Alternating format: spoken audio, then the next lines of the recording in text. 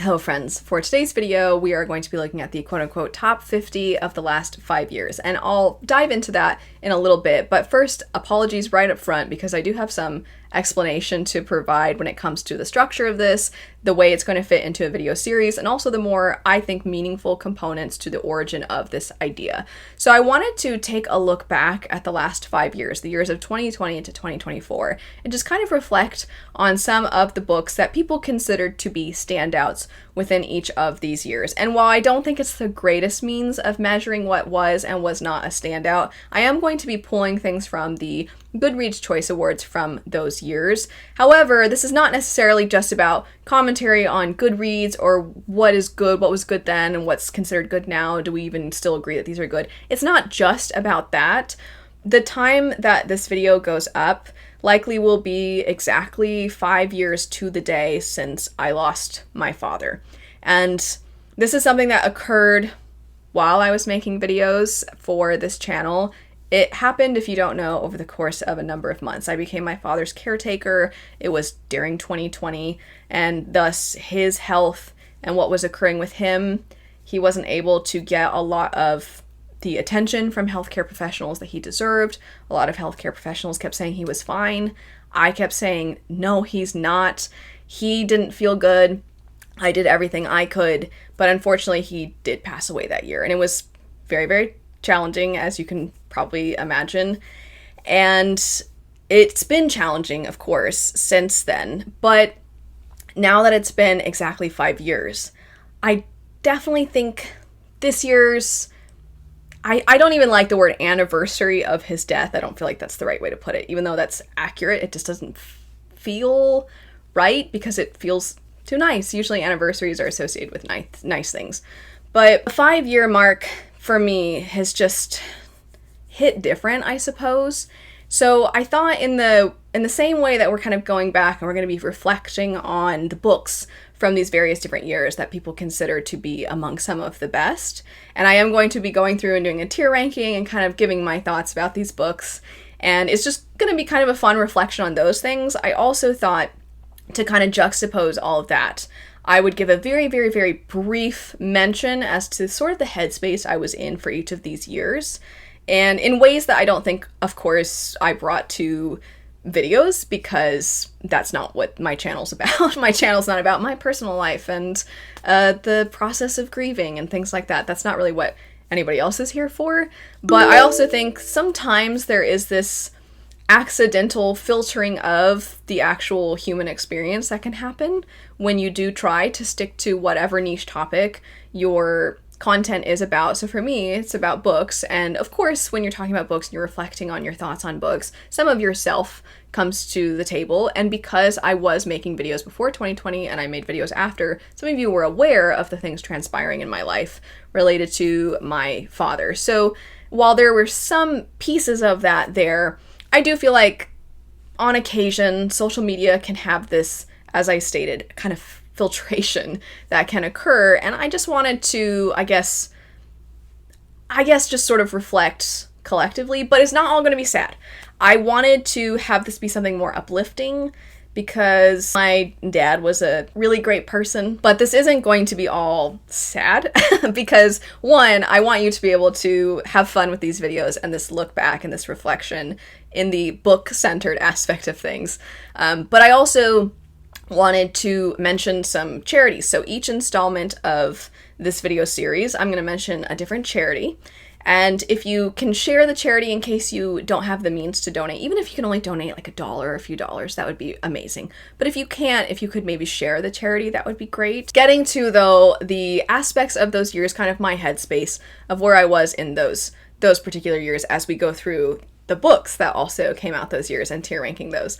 So within 2020, because it was broken up by this monumental thing that occurred with my personal life and also going on all around the world, the first portion of the year, the first 7 leading into the 8th month of the year, was a lot of a whirlwind of things. It was, oh, we're going to move in with my dad and I'm going to take care of him. And my parents had split up when I was a kid, so I didn't get to see my dad that often. Also, my dad was a lot older to have a daughter my age because there's a big age difference between my parents. And I'd always kind of had this awareness that I'm probably not going to get as much time with my dad as other people would get with their parents. And so I was very much always making an effort to be in communication with my dad, and he also was a really, really lovely dad to me. And I felt like when I was going to be moving in with him to help him, I thought, well, this will be great because I'm going to get kind of back all this time that I didn't get as much of when I was a kid, and I was really excited about it. I feel like I'm one of the only people that as an adult was excited to move back in with their parent. It helps that it wasn't for financial reasons, I will say. That's a different situation, and that's a struggle of its own kind. But to happily, with you, and Sean was fully on board to move in so that you could be there and help your parent who you love very much, but you felt like you didn't get as much time with. That was really exciting. But of course, then everything was happening all around the world, and there's the fear and the panic of that. And also then that fear and panic starting to settle in as I'm taking care of my dad and trying to make sure he's okay. And then also, like, what if something happens to me? Nothing can happen to me. I'm the only one here. We're in lockdown. So there's all that happening. And then his health just progressively getting worse. And then kind of the fear I'd had most of my childhood of losing my dad young being realized when he did pass away. So then when that happened, because I'd been his caretaker for months at this point, and because his health was rapidly deteriorating, it was like I was in much more of a bubble, I would say. I'm not trying to one-up anybody else for what the lockdown experience was like, but my entire life was very much centered on taking care of my dad. To everything you can think of. If you've been a caretaker, you know all the things that you don't even realize somebody needs help with.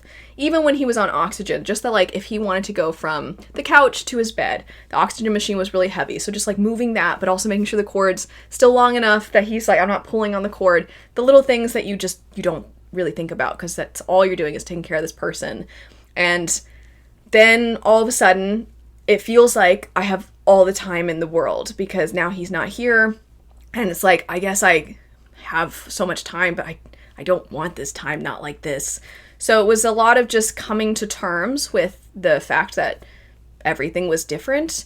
And then I always forget this part, but then I had to have emergency surgery that year too, because it turned out I needed to have my appendix taken out. And I was not showing the symptoms that typically are associated with appendicitis. So then nobody knew what was wrong with me, and I just kind of was sitting, I kept being like, I'm uncomfortable. I kept saying that. My husband had his appendix taken out, and he's like, I don't think it's your appendix, because that's really painful. And I'm like, yeah, I'm really uncomfortable. And he's like, either it's totally different for you, or you have a way higher pain tolerance than I did, because that is not how I would have described it. I definitely would have described it as pain leading up to the surgery, but it was kind of a full circle moment, because when I went to the hospital to have said appendix taken out, one of the nurses for me was a nurse that had been one of my dad's nurses, and she didn't remember me, but I told her, I was like, oh, I brought my dad in not long ago, and she asked, like, oh, how is he? I was like, he's dead. And she's like, oh, I'm sorry. And I'm like, yeah, that's probably what she hears all the time. She probably hears something similar all the time. So anyway, then I was just sad, because I was like, this is what it was like for my dad every time he had to go to the hospital, just sitting alone, because it's a pandemic, and you can't have people with you, and you don't know what's going on. Because at the time, I didn't know what was happening, and they were testing. And it's like, yeah, this is kind of a reflecting on what, every time I couldn't be with him, it was like, oh, this is kind of what it was like. Except for at least I had my phone. My dad didn't even have cell phones. Of course, he didn't have multiple. He didn't have a cell phone because he hated cell phones, because he was very old-fashioned and he hated technology. But I was like, at least I can text my husband or something, you know? My dad was just by himself if he had to go to the hospital. And it was a relief to come home, but then it's like, I wish there were other people around to assess and help. And anyway, so then I had the surgery, and then a lot of the rest of that year was just nightmares, which is for years to come after that, my sleep schedule was completely warped, because I kept having nightmares where he was still alive, and then I'd get a call from the hospital being like, oh, he's not dead, actually. And I'd be like, oh, I'll come pick him up. And then on the drive home, he would die. Or he would come home, and then he would die at home again, which is what happened in real life. So it was a lot of that, which then made me not want to go to sleep, because I'm like, I hate when I go to sleep that I'm experiencing these emotions of happiness, like, oh, actually he's alive, and then being devastated all over again because it's like I'm reliving his death all over and over again. So 2020 was rough, basically, as a summary. And let's talk about some of the books that came out that year. But before we do, I want to mention the happy part of all of this, which is the charity component. So in the same way, when I mentioned to everybody that my father had passed away, I mentioned the Phoenix Children's Hospital. And I actually did monetize that video because I was going to donate all of the AdSense revenue to charity. This go around, I just really want to put an emphasis on the charities. And if you want to make any kind of donations in my dad's name, and his name was Rich, and his real name was actually Richie, but I think he preferred Rich. I don't know why, he just did. I think he thought it was manlier or something. I don't really know.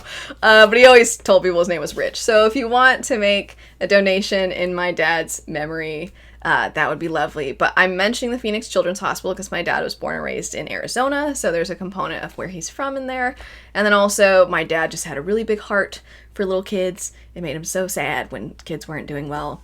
And he was also just like waving at babies all the time, and he'd see kids and he thought they were super cute, and he was just a nice old man.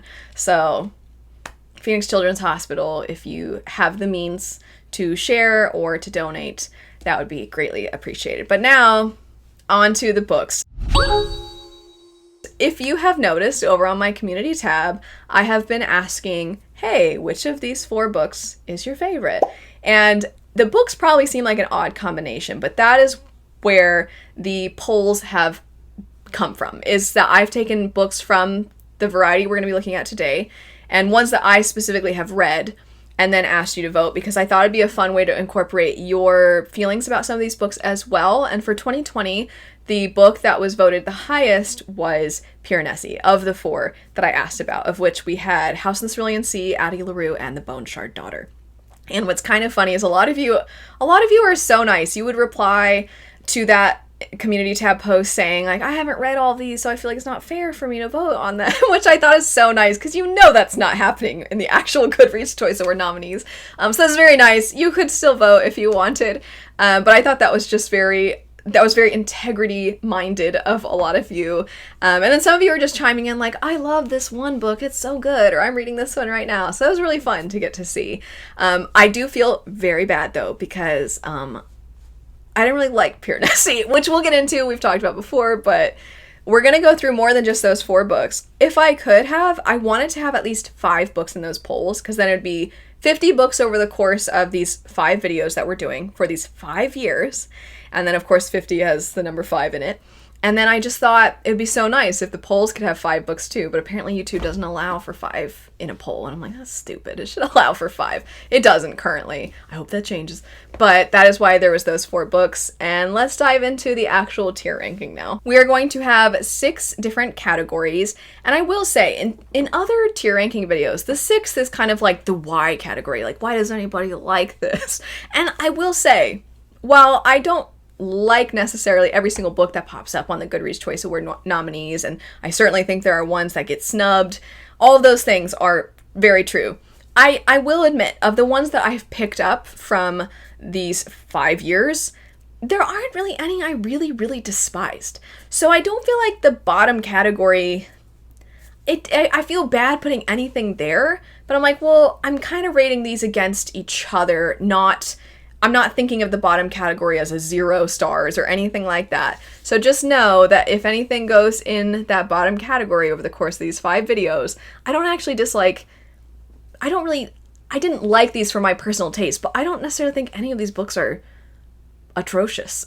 So I guess that's a positive out of all of these. Looking back in the last 5 years, I'm like, oh, okay. Collectively, we had some pretty okay tastes, I think. I don't always agree with the number ones that win, but I didn't hate any of these either. There weren't any, okay, maybe it's because the ones that I would have really disliked are the ones I didn't read. Maybe that's really all it comes down to. But anyway, to elaborate, we have 6 categories, and the top 3 are all books that I think a very quick way to summarize is that if I read these and I own them, I'm going to probably keep the book. Whereas the 4th category is, okay, I read it and it was okay, but I'll probably take this into my indie bookstores. That's the 4th category. The 5th category is, it's more than just that. It's like, I'm definitely going to take these into my indie bookstores. There's not even really any need to deliberate on this. It's like, yeah, this didn't really work for me. I can appreciate aspects of it, but at the end of the day, I don't really think I'm going to reread this. Better somebody else has a chance to get this. And then the bottom category is more of a, I really didn't like this, basically. I, once again, can appreciate aspects of it, but it really doesn't fit my taste at all. If it's a magnet, it's the ones that go repel each other as opposed to syncing up. Now, the top two, though, the top category is like, I loved this. I thought it was absolutely incredible.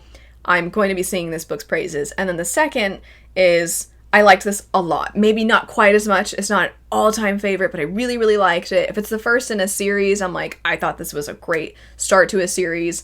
And then the third category is, I think, the perfect, like, yeah, I'll keep it.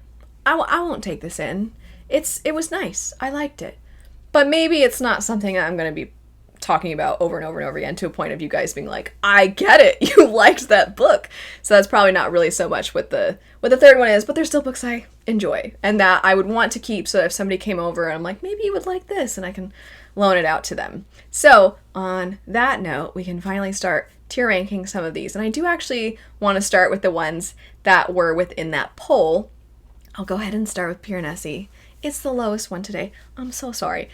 I think that it's interesting that Piranesi and Addie LaRue came out the same year, because while the settings are very, very different and the books themselves are quite different, I think that they tap into similar feelings in people, and thus they're going to resonate in different ways. I actually thought I wasn't going to like Addie LaRue that much. I'm a big fan of V.E. Schwab's works in general, and I do like her writing. I know it's hit or miss for a lot of people, but Addie LaRue, I thought, this is probably not going to work for me. I'm not so much into the existential dread of it all. I'm not really that kind of a person, just because, I don't know how else to put it, I just don't have the time to be like, oh, what does it all mean? I don't like feeling dread in existential dread or perceptions of myself or things. Like, I like to reflect on how can I be a better person? How can I show up better for my family? How can I have more gratitude? Which I actually think Piranesi did really well.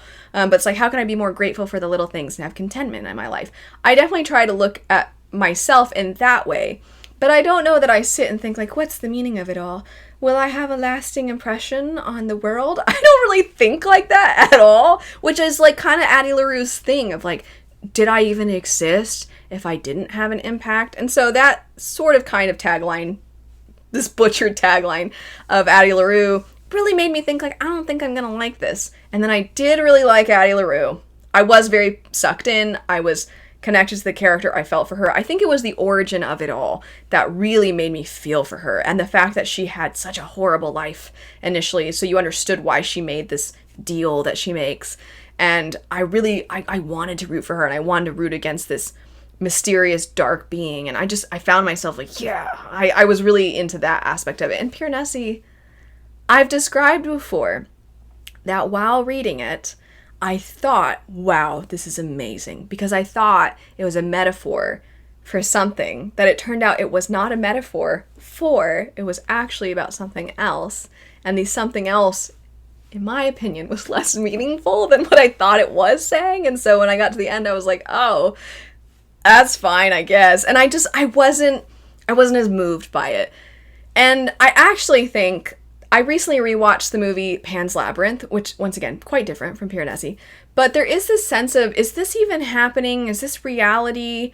And the way that your mind can kind of get lost in certain things, and it can grasp onto certain things to cope and to understand yourself and to find meaning in yourself, when maybe you almost have to uplift your own existence more than it actually is. And I think the way it's done in Pan's Labyrinth really resonates with me, and it's so devastating and it's so fantastic.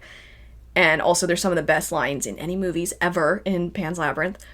I just really like how all of it was done in Pan's Labyrinth. And I think there's some parallels where if you like one, you might like the other. But for me, it's like I really liked it in Pan's Labyrinth. The thematic elements, I didn't quite like them as much in Piranesi. So Piranesi is going in the 5th tier. It's the lowest one today. I'm sorry. This is where I'm really contrasting against what I guess a lot of you feel. A lot of you really liked this book, and I would love to know, why did Piranesi work for you? What did you connect with in that book? I would love to know, because it's so different from person to person, and people are going to connect with it so differently. Now, after all that, I'm putting Addie LaRue in the top. I did really like it. I was shocked at how much I liked it. So Addie LaRue's going at the top. I don't really have to elaborate too much more from there. Now, the rest of the ones we're going to be talking about are also ones that were in the Goodreads Choice Awards from 2020. And that's what we're looking at for today. The next video, what we're going to do is we're going to pick up from where I end this video. And the tier ranking is going to contain all the ones from 2020. But then we're going to start doing 2021 and we're going to place things. So I'm not actually putting things in every single category today, but by the end of this video series, it will be very filled out. As I said, there's going to be 50 books total that we talk about. So now segueing into the next books, let's go ahead and start with let's start with the fourth tier. There's only one book in the fourth tier. I actually thought about putting it in the fifth tier also. And I don't know, I go back and forth. That's the problem with these, right? Is I'm so indecisive. I'm like, did I like it as much as this other thing? And that's House in the Cerulean Sea. I thought House in the Cerulean Sea was fine. That's kind of why it's in the fourth category. That's a pretty decent way for me to describe my feelings about the books in this category. It's fine. I understand why it means so much to so many people, and also it was kind of one of the first entry points for a lot of people into cozy fantasy. It kind of set the scene for a lot of cozy fantasy to come, which I really appreciate, because I do think there's something to that kind of like softer, brighter, pastel colored way of navigating difficult things, which I actually think ties really well with today's entire kind of thematic element, if you want to say that, about the reflecting on these books and also reflecting on grief and all those sorts of things. So I do feel like I really resonate with the idea of like, you can have the good and the bad hand in hand. We don't have to just dwell. As much as I sometimes like just dwelling in books, I do like when we can approach the other sides of life and the beautiful things. And House in the Cerulean Sea had, of course, these sort of misfit kids. I'm sure most of you know how the story is set up. You have sort of these misfit kids and this apathetic man who comes to have a little bit more of a heart through working with these kids and everything. And they're kind of the misfits of society. And it just shows the ways that people can mistreat others, especially children, and see them as outliers. And like there's a reason why we should try to make them conform when they're different, and they're different in ways that make them beautiful and unique, not bad as they've been told. So I really liked all those themes quite a lot. But I did feel that it maybe, I wanted it to sink a little bit deeper, and it didn't. And I completely understand because of the whole idea of the way that it plays out. But I did want that a little bit more from this.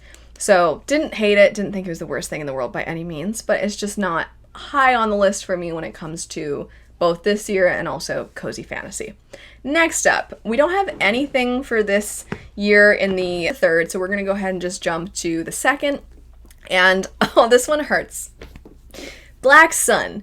It hurts because that first book in that series not only has one of the best openings of anything, it's so engrossing and startling and horrifying, but it's also so fascinating, and it's so different from what we typically see in fantasy. It was really cool, and it was such a ride. Like, I flew through that book, which I think is an experience a lot of people had with Black Sun. And then the second book, I'm bringing this up just to explain why I was like, the second book, I didn't really like that much. And I'm still open to reading the third at some point. If I do, I might have to reread the whole series just so that I'm back in the know. But that first book, the sequel kind of brought my overall feelings down. But if I'm just looking at that first book, I thought that first book was pretty good. So that's why it's in the second tier. Bone Shard Daughter. First book is probably my favorite in this trilogy. I still ended up liking the trilogy by the end. This first book was really good. I really liked this first one. I thought it was such a great genre blender. I loved how disoriented you feel when you start. I liked the not knowing. And I also thought the world was really, really cool. I liked the characters. I thought that the use of first person and third person narration was actually really innovative. Thus, why it's in the second tier. For the others that are in the top, The Trouble with Peace. I didn't read a lot of these actually in 2020. I've read them since then. And The Trouble with Peace, you've all heard me talk on and on about Age of Madness. I probably don't have to elaborate too much. I loved that book. It's so good. That's why it's in this top tier. And then Empire of Gold. Oh man, so I went back and reread the first book in the Daevabad series, and then I read through the rest of the series, and I fell in love. Both Age of Madness and the Daevabad trilogy are now among some of my favorite series of all time, my favorite completed series of all time. I loved that series as a whole. So 2020 had some heavy hitters: The Trouble with Peace, Empire of Gold, and then the last one for today, we have Rhythm of War. I am, like some others, not as into Wind and Truth, and upon reflection, I think Wind and Truth is indeed my least favorite of the 5. Obviously, it was, I think, less of a conclusion than I and maybe some others were expecting, and it was much more of a concluding some things, but it's actually kind of leading us into like the next era of not just Stormlight Archive, but the Cosmere, and thus I kind of came away not feeling as satisfied as I was hoping from that ending and the character arcs and all of those things. However, I'm trying to do the same thing I did with Black Sun, where I'm trying not to let my feelings for later installments impact what I thought of these individual books. And the fact of the matter is, I loved Rhythm of War. I know that it's hit or miss for a lot of people. It might be the most debated, from what I've seen anyway, conversations online. I think a lot of people really love the first 2. The third one, some people think is the best, and some people are like, that's my least favorite.